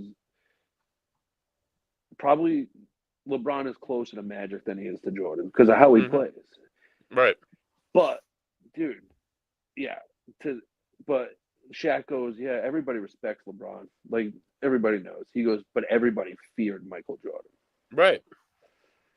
The dude, you hear Larry Bird say, that's not Michael Jordan. That's God disguised as Michael Jordan, dude. The dude struck fear when he stepped on the court, and you knew he could close his eyes and hit a ball from anywhere in the court. Dude, you see him multiple times. Magical things with ball handling. Just some of the shots at him. Jesus Christ, what is he doing? Greatest basketball player of all time. All time. There's not even a question. Why that even comes up? I've brought it up in conversation on this show, and everybody's like, LeBron, dude, come on. If you're under 25, you think LeBron James is better than Michael Jordan. That's where. And first of all, in this generation, and I've had this conversation with many basketball fans too, how do you not put Steph Curry over LeBron? Right, yeah. Mr. 3, Mr. Downtown. And he's beaten LeBron 3 times in the final. What do we do? Right, yeah, I don't know where that. Oh, buddy, I do have to sign off soon. I do have a psychic medium tarot reading with good friend of the program. Who's that? Christina. Oh yeah. Oh no shit, huh? Oh, good for you for booking a thing where, dude, she's awesome. I love Christina. Dude. Dude, So dude, so let me tell you, I've every never, meeting this girl gets is gold, dude. It's amazing.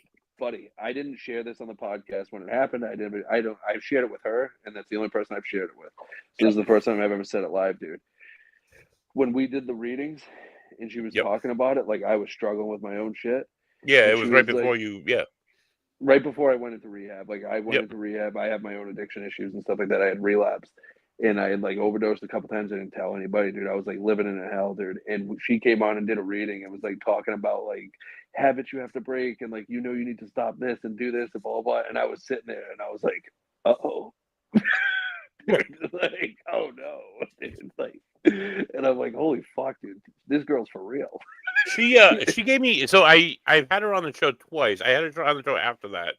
And she gave readings to 8 people, and all 8 were like, one of the people she gave a reading to, I had on as a guest separately because some of the things that she hit on, I was like, holy shit, this guy actually had, and he wrote a book on all the stuff that he experienced. So it's like, holy shit, this girl's next level. So I went out and I saw her. She was at this Yeah, I witches saw that. convention, and she gave me a reading. And out of all the things, everything came true.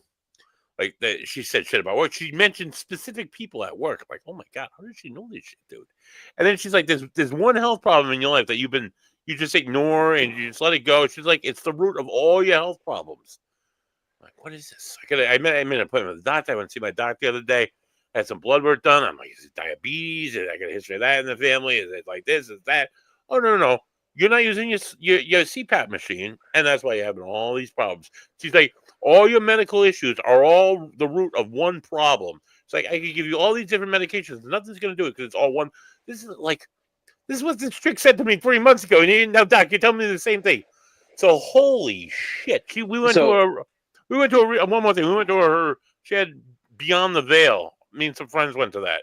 yeah, My mom was expecting to hear from a friend that she had just lost. It was apparently too soon. But my friends who came with me, she hit like dead fucking on with how her aunt died, and things that she was going through when she died, and things that she was going through in life, and holy shit. yeah. But So go on, go ahead. I booked a half hour with her, and she just messaged me. So Oh, that's awesome, dude. I It's just been great wanted seeing you again, dude. Come back on anytime. I got the next 2 weeks off, but we'll be back in January. perfect. And I'll be in upstate New York for Christmas anyway. yeah, So I gotta work Christmas Day, so when we um, come back, I'll be back on. or January 7th. Sounds good, dude. Well, I'll be playoffs back to on. talk about playoffs. Yeah, and All we'll right, be talking about the college playoffs. football playoffs and all that stuff. Dude, it'd be great. Tell Dude, I'm Christina excited. I said hi. She's awesome. I love I her. will. I love her everything. I'm gonna talk about her in a second. Buddy, Good luck. I'll message you in a little bit. I would talk to you later, dude. I love being back on. It's good to be back, dude. I'll Go talk to Nut you soon. Jets. Peace. Wow, that was a great. See, we got back into sports. We got back into it. I got half an hour left. So in this last half hour, I'm going to talk a little bit about what I was going to talk about originally, but then I kind of got deterred with sports talk. And we're going to go back, I guess, back into the paranormal. I guess I don't know, back into what I was originally. What was this? Detroit. Losing another run, but yeah, Detroit. Detroit's good. Whatever. We talked enough about sports. So I wanted to share some things with y'all. One of them was like this girl Christina that Bams was just talking about. We've had her on a number of shows. She did. Her and I went to a haunted location a few weeks ago. Hold on, I'll bring it in. So rolling. Okay. So I took her. I'm like, hey, I want after I had her on. She had her on a few readings for friends and family of mine, people I knew. She had no idea who they were, and she was like balls on, like fucking like she hit the nose on the whatever you want to say. She bullseye every one of them. Like holy shit. She interviewed. She did a reading for Dave Kane. Dave Kane came back on because she had hit upon a lot of stuff that happened with him. She said his son had died very young and was sending him a ton of signs, sent him all these signs. Turns out that Dave's son died in the station fire. We had him back on. His son was the youngest victim of the station nightclub fire. He was going to be playing in the show. He was going to be opening for Great White the night after the fire happened, the night of the show that he died at. And he came on. He just told a heartbreaking story. So it's pretty amazing. Like, she's led to other things. But Christina Marie, I'm going to share this with you. This was her second. This was her second show. I don't think this is the one. I don't know if this is the one Bams was on, but this is with a friend of mine, and she did like a holy shit. This was one of those holy shit readings where this is it, where she's like dead on with this girl, just telling us shit. So I'm gonna. This is just a spot that she did. She made this little 2-minute video. I'm gonna play this for you guys, and hopefully you can hear it and everything. If not, whatever. But this is a little sample of her. So here we go. I'm sharing. I'm gonna play. I'm told to mention the Leo. I have spirit coming through. This is masculine energy. All right. This is why we're bringing up the strength card at this moment, and they're coming through. And I literally felt like I can't swallow. This is somebody who had something here. Okay. Either they're the Leo or we want to talk about the Leo. Okay, we want to talk about the person whose birthday is coming up soon. All right, because they want to wish a happy birthday. We want to talk about the birthday. Okay, and I want to. There's something about like a picture on like this. I don't know if it's the frame that's significant or the shelf that is significant. But he's talking about the picture. And he's like so grateful. Does that make sense? Does that resonate with you? Yes, it does. Okay. So, I'm getting chills. So yeah, we're talking about the picture. We're talking about the shelf that it's on. They're so grateful of this. Somebody coming through in the throat. Mm-hmm. That was my father's. So my grandfather, my father's father, he passed away. Oh God, I must have been 5, and he had lung cancer. And then you talked about that picture, and my parents own a business that my great-grandfather started, that my grandfather had it. We have an old picture in a frame right on the counter in the front of him and his father. So that just like, I got the chills when you said that. And my dad's birthday is coming up this weekend. So I was like, holy shit. So that was cool. Like, I don't know. Wow. Because we're in Leo season. Leo season started today. Yep. So it just all made sense. It's so, wow. So that was just a clip of that was from our show back in. Oh God, Bams. So that was the first of her 2 readings because Bams was on that show. She did a reading for Bams. Bams was, as he said, it was just on the cusp of having a relapse, and that's unfortunately what Bams has been. But you can see the show. You check her out, Christina Marie, Kristina Marie, like Mary, but Marie, psychic medium. This is her page. She does daily readings. Let me tell you, I wasn't like sold on tarot card. I mean, there's one girl. There's a few people out there. Diane Lupo. Oh, we're dropping shit on the floor. So she's not afraid to say the S word on TikTok. It's lovely. And let me pick it up. Yeah. I love how I stop the clock at 11 seconds to pick up the cards and she does these things. She has these 11 seconds. Picked up the card at 11 seconds. She has these tarot readings. I'll let her talk a little bit. The High Priestess has come out. We need to start listening to our intuition. We need to start really working and developing our psychic abilities here, okay? So she does like these readings, these card readings every day. I have her on my, I follow her on Facebook, so I get these notifications that she likes the Beatles too. The Beatles is such a great band. Great girl. Super talented. Like I said, we went out to this event here that she had a couple Fridays ago. There it is, right? Ooh, right here. Beyond the Veil. She does this every 3 or 4 months or so, and she does it up in Cumberland. She'll have raffles and drinks, which you barely have at like medium stuff. It's usually just a medium talking. You have shopping available.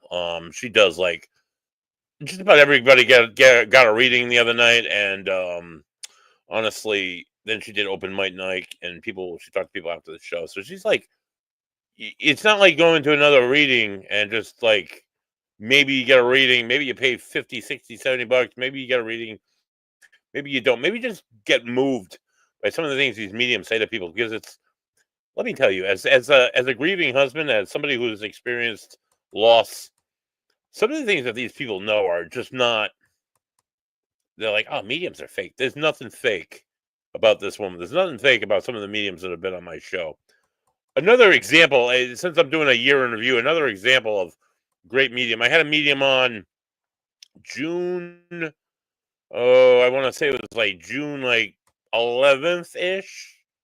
So her name was Diane Lupo.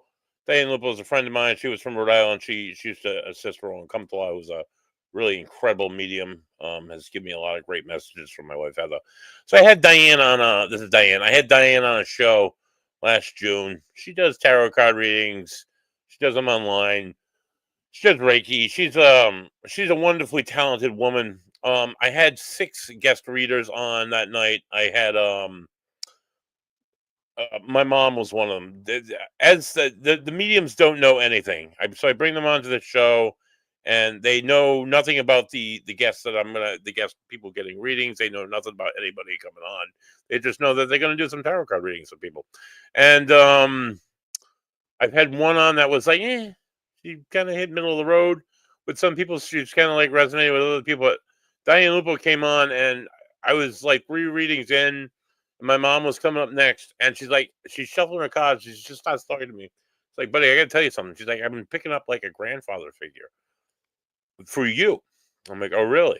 And she starts talking about what a like, I don't even want to say what a great guy, because he wasn't a great guy at all. Just started talking about how he's like, oh, you're working too much. You work too hard.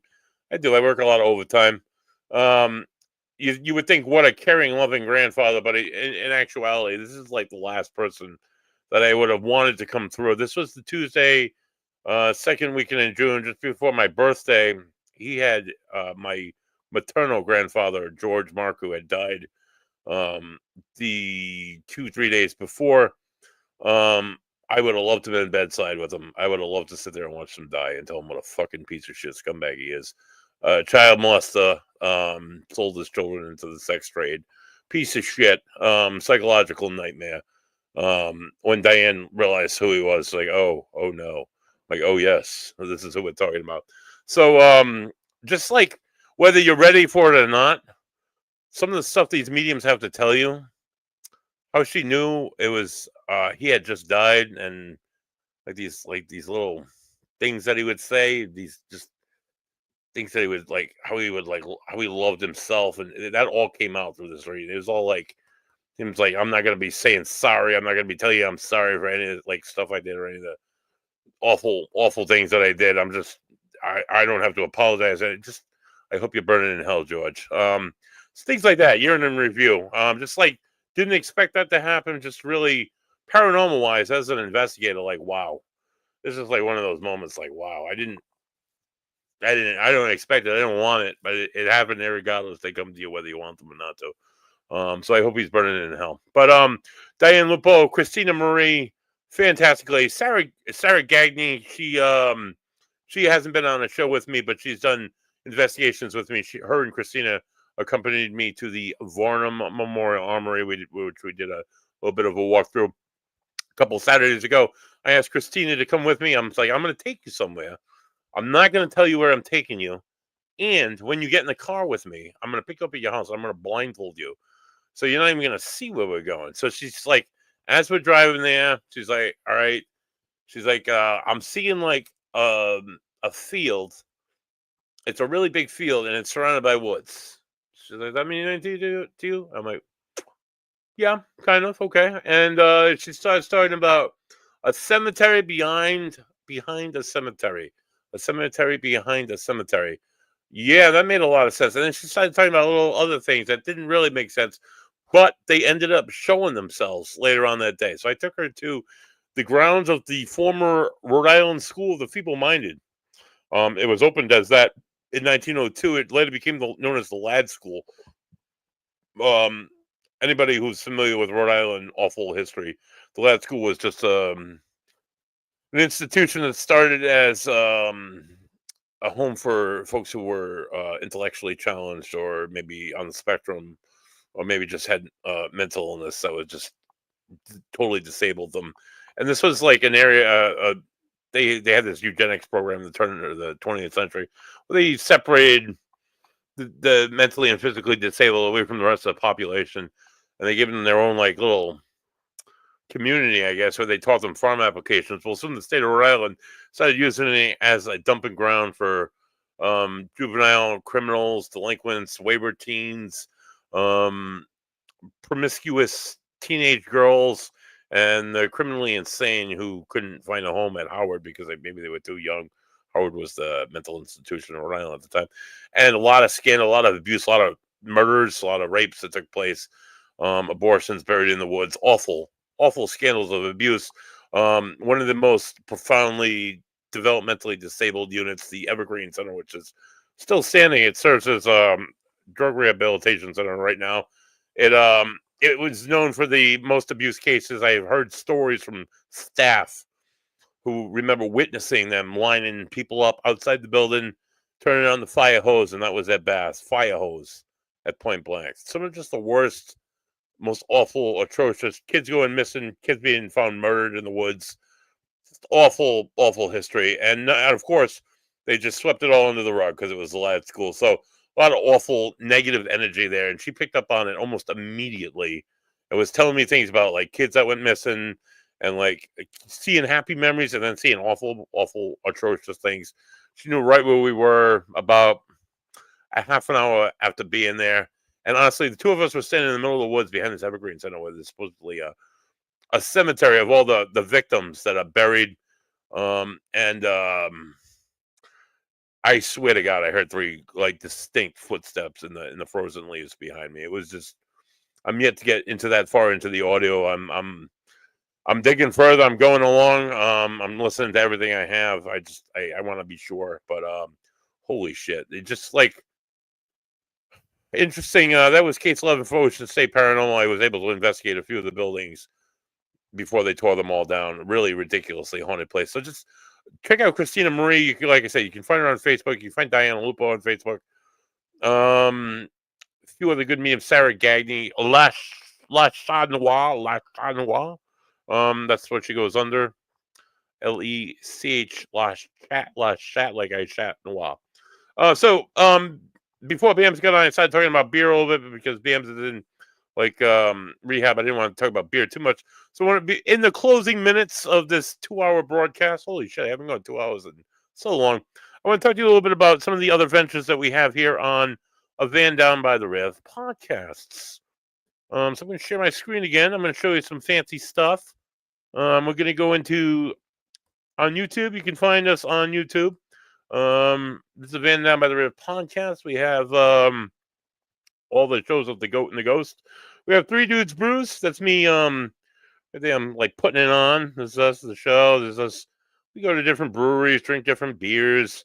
I was drinking the our first episode, which was Crooked Current there in Pawtucket. This is this episode here with Nicole. She's awesome. She's full of personality. This girl does like incredible things with beers. She made a eggnog milk stout. Oh my God, I drank it for the whole show. It was delicious. It went down smooth. I dunked my cookies. We were at Vigilant. We were at Smug. We were at Six Pack Brewing. Six Pack Brewing in Bristol is closing down this weekend. They're doing that last hurrah, as I said earlier.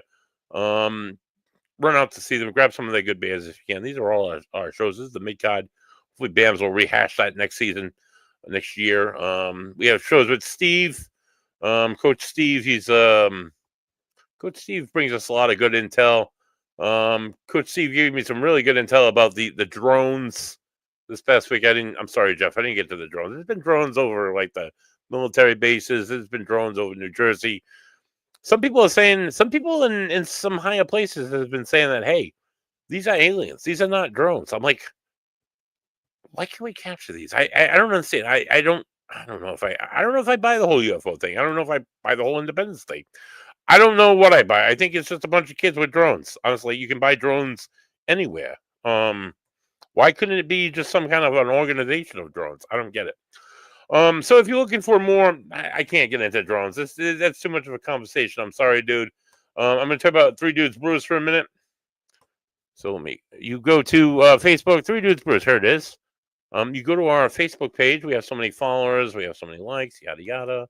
Run of the Unfiltered podcast. That's our logo. That's one of our shows. We have all these fun things we're doing. One of the fun things we're doing, we're raising money. I think I said this earlier in the show. We are $370 in. We're trying to get $1,000. You can find us right here. GoFundMe page. We're raising $1,000 for the Hasbro Children's Hospital. If we raise $1,000 by New Year's Day, we're going to jump right into the icy waters of the Atlantic Ocean and freeze our asses off. And of course, do good things for the kids. And then I'm going to go home and I'm going to take a nice hot shower, and I'm going to go to work, because that's what I do. I'm working mental health, and we work 24 hours a day. One last thing I want to share with you before I wrap up. Van Down by the Rip podcast. You might have seen me earlier. I was chomping on a cookie. I don't know if I have any more of that cookie. I think some of it fell on the floor. I don't know. I got to look later. But anyway, I get some more in the fridge. My sister-in-law, her name is Kim. Kim, I hope you stayed tuned and you watching. Kim was watching earlier in the show. I'm going to share this one last. You can find Kim on the book face. So share the screen. Here we go again, buddy. Facebook. Here we go. Right here. Share this screen. Here we go. Buddy versus technology. Here we go. Kim's Baked Goods. Kim is based out of North Smithfield, Rhode Island. She will deliver within 20 or 30 minutes. So Kim, my dear sister-in-law, she is very Rhode Island-esque, where she'll only travel 20 or 30 minutes, even though it takes only 45 minutes to get out of the state.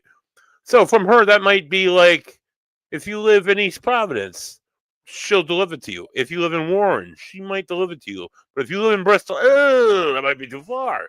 She'll drive down to Warwick, West Warwick, East Greenwich. Anything after the beaches, and it might be too far.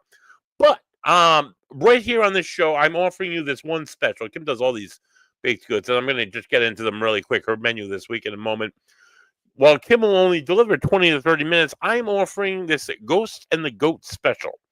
If you want your cookies, if you want your treats, and you're beyond Kim's delivery radius, and you want to meet Buddy for a beer at a local brewery, you can, if you're anywhere in the Rhode Island, let's say southeast of New England. Let's say, as long as you're east of Hartford and south of Boston, anywhere in between that sandwich, anywhere in Rhode Island, I'll pick up the cookies from Kim's house. I'll come meet you at a bar. No. I'm going to meet you at a brewery. There's 38 of them. Pick one of them in Rhode Island. I'll meet you at that brewery. You buy me a beer.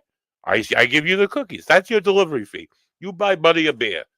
So that one time, just say, hey, Buddy from the Ghost and the Goat sent me, and I'm going to take advantage of the Buy Buddy a beer delivery program. So just tell her that, and you got to, of course, do it from a brewery in Rhode Island. I will not, or Southeastern Mass, Connecticut. I will not be traveling out to New York, New Hampshire, or Vermont without a serious amount of beers. So Kim does different things every week. This is her menu for the week. Oh, that was one of her customers saying how amazing her Christmas cookies were.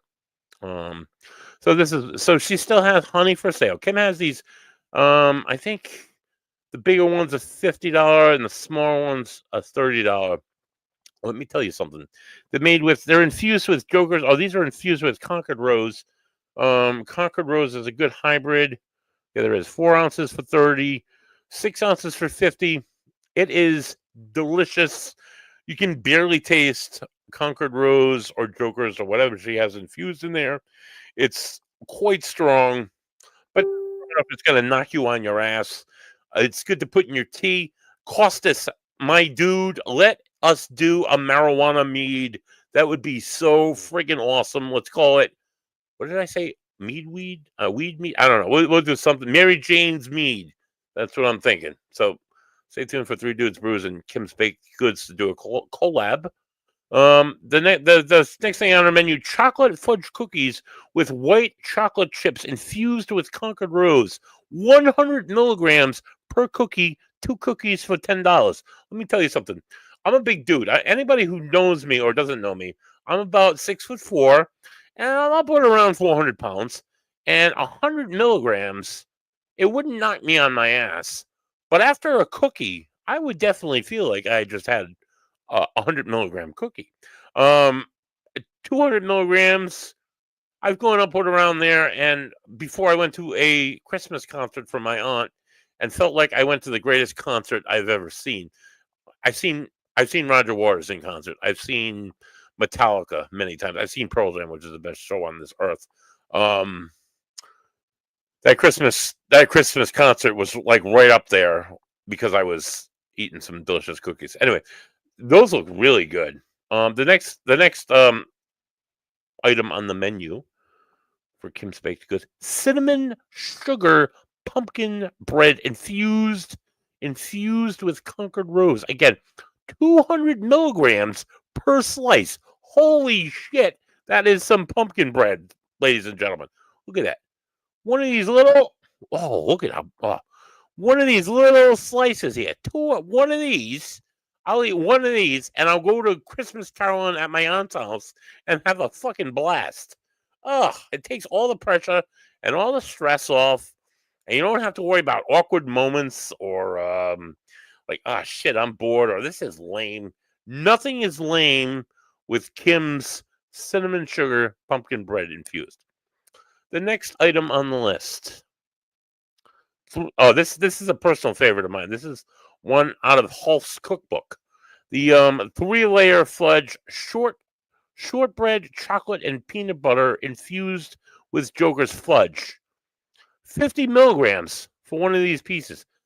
Ladies and gentlemen, let me tell you, this is my wife's fudge. This is one of her infamous recipes, which meant infamous, not bad, just infamous. That's how famous she was. And if these fudge, I've never had her fudge with marijuana in them. This is a hell of a treat. And they're 50 milligrams. So one of these like little blocks right here. So if I have like these 4 blocks right here, I'm going to go to a Christmas Carol event and have a damn good time. The next, and they're only, what are they? They're like 5 pieces for $15. You cannot go to any dispensary in New England and get products that taste this good. This is homemade. This is delicious. She infuses everything herself. She grows the product herself. Their plants were like 25 feet tall. I swear to God, it was like a forest. The next item on her list: flourless oatmeal peanut butter cookie chocolate chip cookies infused with Jokers. 60 milligrams per cookie. Now, if you're worried about, buddy, I love eating me some cookies, but dude, if I have like 2 cookies, I the whole rest of the night, and I can't even talk straight, and I'm drooling all over myself, and people know I've been eating Kim's delicious cookies. No, they won't know, because that's how good Kim's delicious cookies are. Those 2 cookies you saw me eating at the beginning of tonight's show, dipping them in beers, they were so good, and those were 2 of Kim's oatmeal chocolate chip cookies. So they were just delicious. You can feed them to grandma. I had a Christmas party today for work. I could have taken these cookies to the Christmas party, and all the hoity-toities that I work with, all the Joe Biden fans, all the Donald Trump fans, nobody would have known the difference. They're wow, buddy, these are some good magic cookies. Good magic bars. And then by the end of the meeting, they would have all been like space shot. It would have been wonderful. It would have made for a much better staff meeting. I'm going to be sure to bring a tray full of Christmas cookies to my next staff meeting. And of course, by Kim's Baked Goods, because they'll never know the difference. These flourless magic bars, they're quite magical indeed. They contain graham crackers, coconut, walnuts, and chocolate. They're infused with Concord rose, and they're 100 milligrams per bar. 2 bars for $10. This is another one. I had this magical delights out of her cookbook. Kim took one of these and infused it with marijuana. Heather would be so proud, Kim. I would have like 4 of them if I got some peanut butter clusters left in my fridge, and I think I got an oatmeal cookie left. I tried feeding one to my mom tonight. She wouldn't take it. She's like, where did these come from? like, oh, Kim made them. Oh, no. Oh, Mom, come on, Dad. Everybody's going to love them. They'll never know. They'll eat them and they'll never know. This is what I got in my fridge right here. Flourless chocolate peanut butter, no bakes, infused with Joker, 60 milligrams per cookie. Don't even taste it. Don't even know. It's delicious. And honestly, it's not like I'm seeing Jesus or anything. I could drive a car right now. Not that I recommend it, but I could drive a car right now. I could go to work right now. They just take the edge off a little bit, They don't, and it's the Lord's lettuce. It's not the devil's lettuce. It's the Lord's lettuce. If you're into that kind of thing. If not, it's just really good. And run out and buy it today. They do calling all taste tests. Just Kim, I'm talking about it right now. I love everything that you make. Oh my God, the honey, the oatmeal. Everybody's raving about this stuff. She also does coconut oil infused with Joker's or Concord Rose. 24 ounces for $50. You can use it to cook or bake, or you can use it for skincare. Let me tell you something, ladies and gentlemen. The other night, I rubbed some of this all over my face. I made like a mask out of like coconut oil. And while the dog wanted to lick it off my face, and I kind of wanted to let him, but no, you can't have any of that stuff. You buy it in this little jar like this. She has this little jar of stuff, and I rubbed it all over my face. And I woke up this morning. Not only was my skin smooth, I woke up with a giant smile on my face, and like the world, like it's like wow, it's a Tuesday, and I'm waking up happy. It's ridiculous. What is more ridiculous is it's 10 o'clock and it's time to wrap up tonight's show. Time to wrap up another a fantastic year of The Ghost and the Goat. It was great to welcome Bams back to a show. It was great to talk about football, baseball, the Jets, the Mets, Aaron Rodgers, everything trash in the NFL, including my quarterback Tua. The drones. I just think it's kids. I don't think it's. I'm not buying that it's the aliens. Even though people in the government are telling, hey, buddy, this is the aliens. No. This is not the aliens. Show me more. I'm always willing to see more. Maybe we'll see more next year on The Ghost and the Goat. Tune in. For Bams, for Christina Marie, thank you for everything that you've done for us. For everybody who's been a guest on the show this year, thank you so much. This has been me, Bunny Thayer, wishing you a happy holidays, happy Hanukkah, happy Christmas, happy Kwanzaa. Happy New Year. I will see you all again next year, January 7th. We come back. I want to say I have a guest booked, but I didn't write it down, so I'm not sure who's in my calendar. I'm going to have to look. You'll see much more. Maybe we'll talk about drones. Maybe we'll talk about football. I'm sure we'll talk about the playoffs. For me, Buddy Thayer, this has been The Ghost and the Goat. Happy New Year. Happy Christmas. Happy Hanukkah. Thanks for tuning in. See you next year. Peace.